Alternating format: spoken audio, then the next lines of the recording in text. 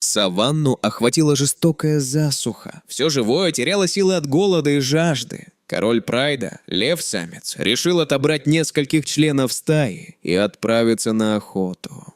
Перед уходом он в последний раз взглянул на свою подругу, львицу-мать, и их маленького львенка. Прайд ушел на охоту, оставив мать и малыша с другими львицами. Львице нужно было как-то добыть еду для детеныша. Она заставила свое ослабевшее тело подняться и побрела по саванне. После долгих блужданий что-то привлекло ее внимание. Вдалеке она увидела оранжевый предмет. Подойдя ближе, она поняла, что это брошенная кем-то банка с краской. Сердце львицы забилось быстрее. Оранжевый цвет, так похожий на кровь. Измученная голодом, она убедила себя, что это кровь животного. Форма банки была странной, но сейчас было не время задавать вопросы. Львица сунула нос внутрь, чтобы принюхаться. В этот самый момент банка намертво застряла у нее на голове. Испуганная львица тряхнула головой, но банка не поддавалась. Наоборот, голова проскользнула еще глубже. Краска начала выливаться, оранжевая жидкость потекла по ее шее и плечам, пропитывая все тело. Львицу охватил ужас. Она упала на землю и начала яростно биться, но банка не сдвинулась ни на миллиметр. Львенок, наблюдавший издалека, услышал крики матери и подбежал к ней. Он отчаянно кусал банку своими маленькими зубками, царапал передними лапами и толкал всем телом, но жестянка не двигалась. В отчаянии львенок огляделся. Другие львицы стояли поодаль и смотрели в их сторону. Малыш закричал, умоляя их о помощи, но в ответ получил лишь холодные взгляды. Еще страшнее были их глаза. Так они смотрели, когда видели добычу. Слюна капала из их пастей, они облизывались, глядя на попавшую в беду мать. Казалось, от голода они потеряли рассудок. Они словно ждали, когда львица умрет, потеряет последние силы и рухнет, чтобы стать их обедом. Львенок подумал, что только люди смогут спасти маму от этой банки. Он спрятал ее за камнями подальше от глаз других львиц и побежал в сторону саванны. Ему нужно было как можно быстрее найти человека, который поможет. Пробежав некоторое время, львенок заметил вдалеке машину для сафари. Люди фотографировали стадо слонов. Слышался звонкий смех. У львенка появилась надежда. Он побежал изо всех сил и начал отчаянно плакать перед людьми. Все удивились внезапному появлению детеныша. Увидев маленького и милого львенка, одна туристка осторожно приблизилась. Львенок поднял лапу и с мольбой в глазах прижался к женщине. В этот момент лицо женщины исказилось. Оранжевая краска на лапе львенка начала пачкать ее белоснежное платье. Улыбка туристки сменилась гневом, и мгновенно поднялся хаос. Гид, видя, что тур рушится, тоже пришел в ярость. Он подбежал с ружьем и с угрозами прогнал львенка. Малыш в ужасе бросился бежать в противоположную сторону. Он был в отчаянии, но не мог сдаться. После долгого бега он увидел вдалеке мужчину. Человек осматривал газель Томпсона, попавшую в капкан. Казалось, он спасает животное. Сердце львенка забилось быстрее. Он подумал, что наконец нашел того самого человека. Он твердо верил, что этот человек спасет и его маму, и решительно шагнул вперед. Но, подойдя ближе, львенок заметил неладное. За грузовиком мужчины стояли клетки, из которых на львенка смотрели десятки пойманных животных. Это был браконьер. Он собирался забрать газель, попавшую в его же ловушку. Львенок тихо попятился. Внезапно браконьер обернулся и встретился взглядом с львенком. На его лице расплылась хитрая ухмылка. «Удачный день. Один сам пришел ко мне», — пробормотал он, с удовольствием глядя на свою удачу. В тот момент, когда браконьер тихо встал, держа сеть, его нога задела капкан, и тот ослаб.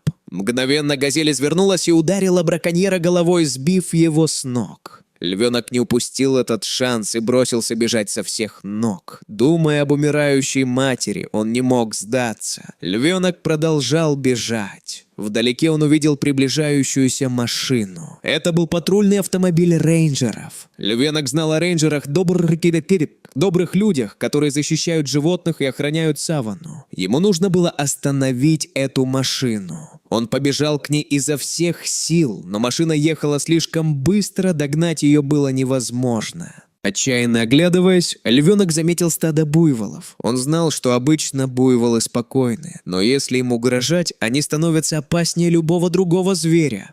Львенок тихо подобрался к стаду и зарычал изо всех сил.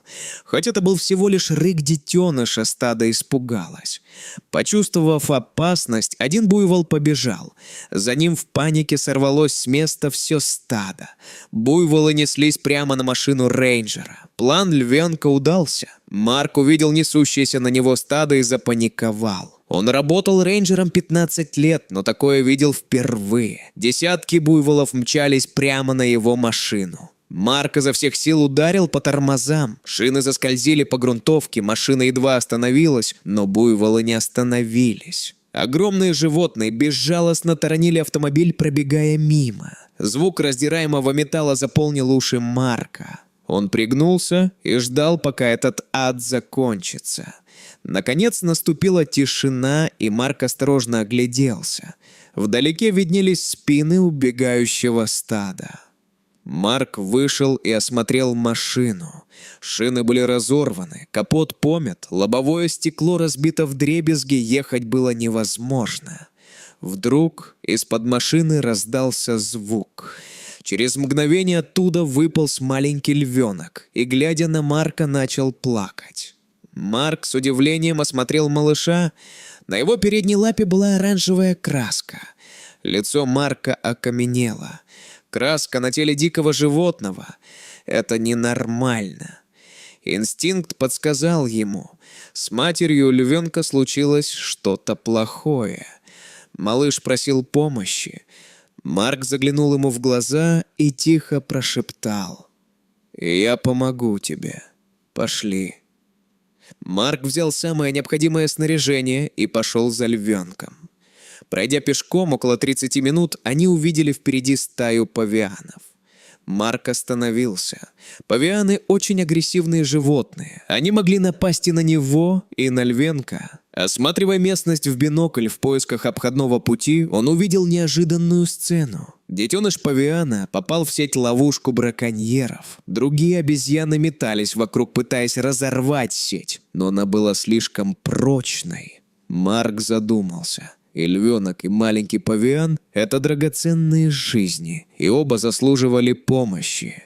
Марк медленно приблизился к павианам. Вожак стаи вышел вперед, угрожающе оскалив зубы. Казалось, он принял Марка за браконьера. Но через мгновение взгляды обезьян обратились на львенка, свободно стоящего рядом с человеком. Львенок не был связан. Опытный вожак тут же понял, что Марк не враг, и ослабил бдительность. Павианы отступили. Марк медленно подошел к малышу и разрезал сеть ножом. Затем он осторожно поднял детеныша и передал его вожаку. Тот молча посмотрел на Марка. В его глазах читалась благодарность. Затем он медленно повернулся и исчез вместе со стаей. Марк и львенок продолжили путь. Марк долго шел по следам львенка, но вдруг почувствовал холодок. В конце следа стоял детеныш гиены. По спине Марка пробежали мурашки. Оказалось, все это время он шел по следам гиены. Он быстро огляделся. Это была их территория. Марк вместе с львенком быстро спрятался за ближайшими скалами. Вскоре со всех сторон начали появляться гиены, закончившие охоту. В мгновение ока десятки хищников окружили их. Марк и львенок оказались в ловушке. Холодный пот потек по лбу Марка. Он затаился, выжидая шанс для побега. В этот самый момент его телефон громко зазвонил. В панике Марк сбросил вызов, но гиены уже услышали звук. Их низкое, угрожающее рычание становилось все ближе.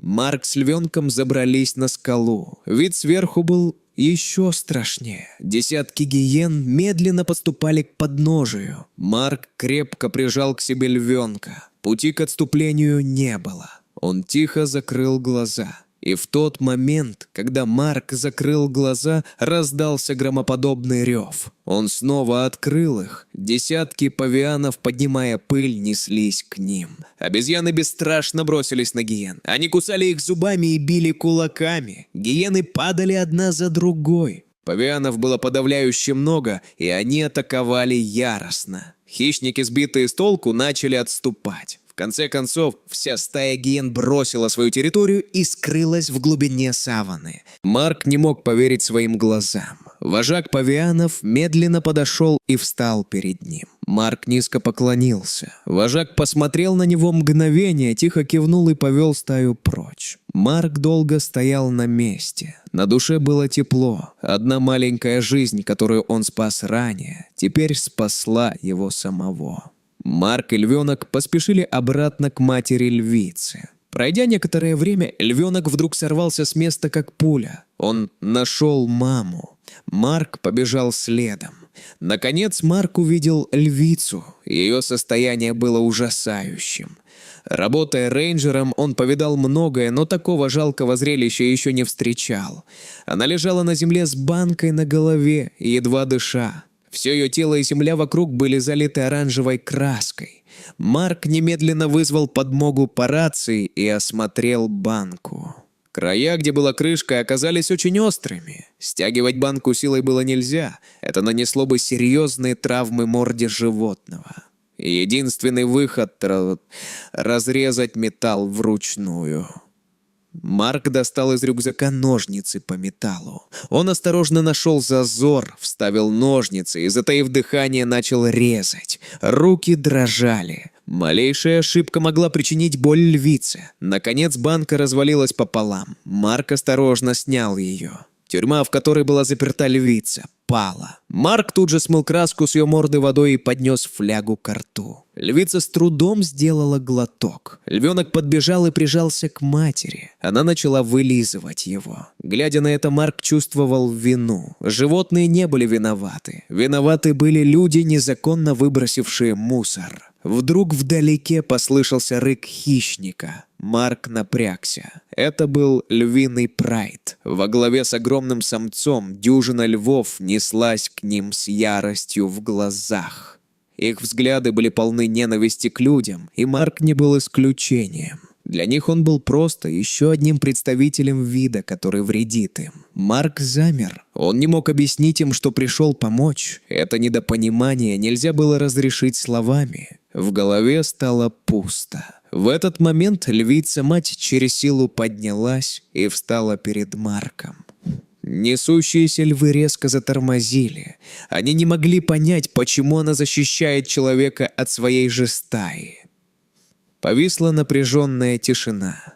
И тут вперед выбежал львенок. Он прыгнул в объятия огромного самца и начал тереться о него. Лев нежно лизнул малыша. Вскоре подошла и львица, прижавшись к самцу. Трое зверей терлись мордами друг от друга, празднуя долгожданное воссоединение.